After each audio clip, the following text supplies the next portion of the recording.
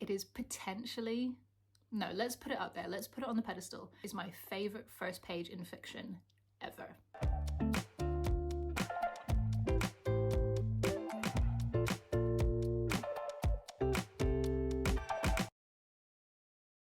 Hello Tandem fandom, it is so nice to meet you. My name is Lex and I am your crime and thriller correspondent here on the YouTube channel. You will have Shah and Jenny popping up super soon if they haven't already as other correspondents for other genres, and I'm so excited to be looking after crime and thriller for you.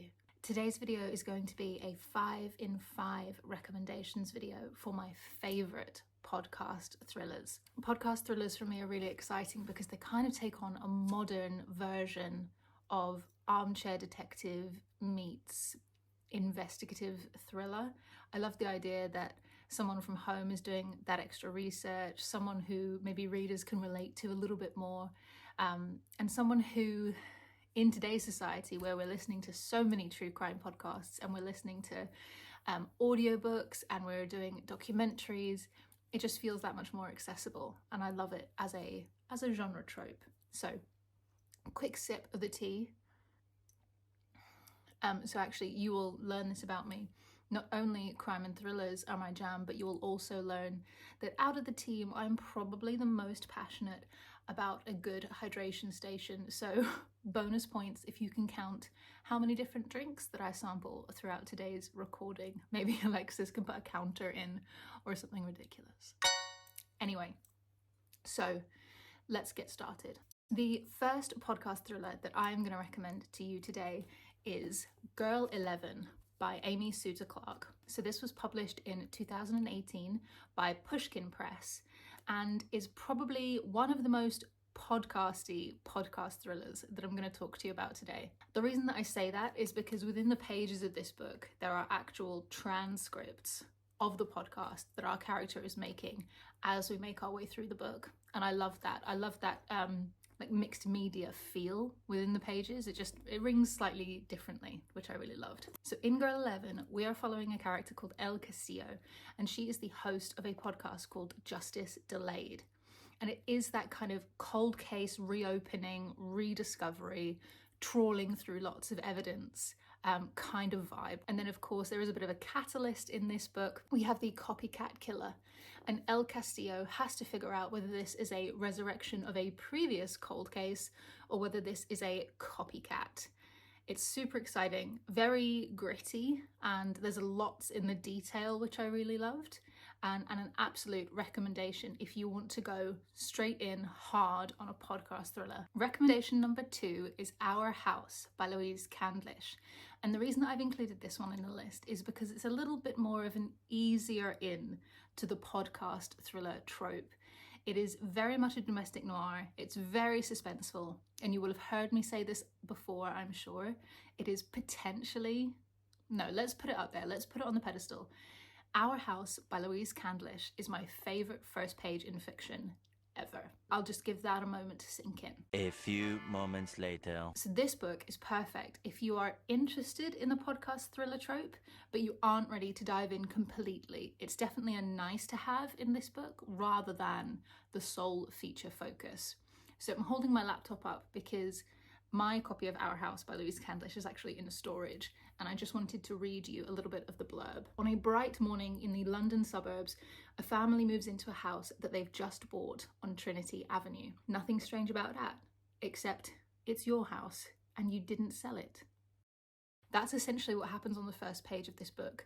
We see this character, I think her name is Fee. Yes, Fee Lawson, walking up their road as she is coming back from a hard day at work, and it looks like someone is moving into her house, but she knows it can't be. She's just tired, it's a long day.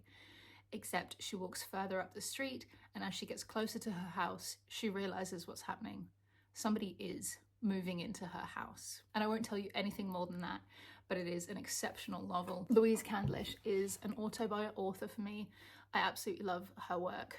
And actually, Our House was made into an ITV drama this year, starring Tuppence Middleton, which I did love, although I would read the book first. There are some smaller, kind of more nuanced details that didn't make it into the TV show. So, as with all bookish community members, I would suggest reading the book first. Recommendation number 3 is going to be The Girls Who Disappeared by Claire Douglas. Again, another author by author for me. Claire Douglas is the author of The Couple at Number 9, which had a super similar cover to this, so hopefully it might jog your memory a little bit. Gorgeous, gorgeous, creepy, atmospheric writing. This book in particular follows a journalist called Jenna Halliday who's working for BBC Sounds. I love that this book in particular made the contextual note to make a point of saying, this is who this journalist is, and she works for this app that you know. I don't know why I love that so much, but it made me feel even more invested in the story that, oh, BBC Sounds, I know that. I have listened to podcasts on that app before. And I love the idea that Jenna Halliday might be a real person creeping around in the background doing her investigation. So in this book, Jenna Halliday visits a small town where something is going a little bit awry, with a catalyst happening about 20 years ago. So there's that cold case element, but still something is very not quite right in today's setting. There is a scene in this book that is set in kind of like on the outskirts of a forest. Jenna's staying in a cabin. That's where she's staying, where she's visiting this town. And it is so creepy. Like, think face at the window in the mist type vibes. But I would absolutely recommend this one. It is written just like a standard book, all kind of long form narrative, but lots and lots of information about the podcast. And what I loved in this one is that whereas Girl 11 is much more about the evidence and the kind of collecting and reviewing of that, Jenna Halliday is consistently thinking about, how does this work for the podcast? What am I going to put into the podcast? Where does this interview sit? Which, as a podcaster myself, I absolutely loved. So, The Girls Who Disappeared by Claire Douglas, big recommendation from me. Almost there. We're almost there. I know that I'm new to the YouTube world, but if anybody knows me at all, this recommendation will not come as a surprise. This is None of This Is True by Lisa Jewell, which came out in, I think, May of 2023, so just this summer gone. And Tandem Collective and I were lucky enough to work alongside the team at Century Penguin Books to bring this book to life with a companion podcast. Alex Summer is a successful podcaster, and on the eve of her 45th birthday, she meets Josie Fair, who says, "Hi, I'm your birthday twin. It's also my 45th birthday."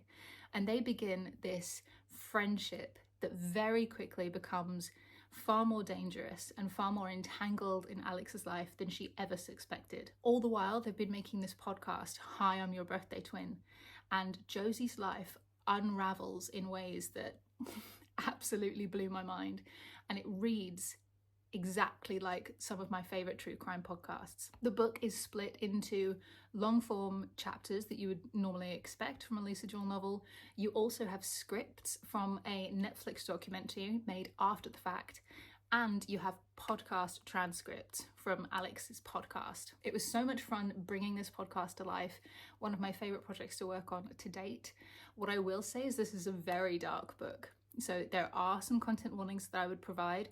In fact, there are potentially content warnings for all of these books. So if you want to chat those through with me, let me know in the DMs in the comments below, and I will of course have a chat with you. But this book, potentially one of Lisa Jewell's darkest, potentially my favorite, and that is saying something as someone who's read 95% of her backlist. I am a huge, huge fan, and this one just takes the biscuit in all of the right ways. We are almost coming to the end of my recommendations list, but before I go, I wanted to leave you with a list of quickfire special recommendations, and I've left a bit of a gap here in the hopes that Alexis can work some editing magic. So first on the list that I haven't yet read but has come to me with so many recommendations is The Night Swim by Megan Golden. I'm hearing nothing but good things about this. It's on all of the Goodreads lists, it's on Storygraph, so I'm excited to read it. The next one is Conviction by Denise Miner. I actually have this sat on my TBR and only recently learned that it is also a podcast thriller, so I'm very excited to dive into that one. The next one is After the Silence by Louise O'Neill. Not quite a podcast thriller, but I'm thinking if you love podcast thrillers, you might enjoy this one because it is in fact a documentary thriller, and it follows a small documentary crew visiting a creepy town in Ireland. Last but not least, I want to recommend your token non-fiction recommendation for this video. I'll Be Gone in the Dark by an American author, Michelle McNamara, who was very integrated into that core true crime American podcasting, investigating community, and is such an interesting insight into her world, but also the cases that she helped solve. If you're interested in that book, there is also a gorgeous HBO documentary starring all of her friends about the book and about Michelle's work and how she did actually help solve a couple of true crime cases. But guys, that's it from me. Thank you so much for coming to hang out with me on our first genre correspondence video for crime and thriller. If you liked these podcast thrillers, I would absolutely love to know about it. If you're adding them to your TBR, I would also love to know. But most importantly, if you've got more recommendations, I would absolutely love to hear about it. The TBR is tall, but I can always find space for more thrillers, especially with that Christmas break coming up. You know I'm going to be curling up by the fire with a blanket and a good book. But that's it from me, and I will see you super soon.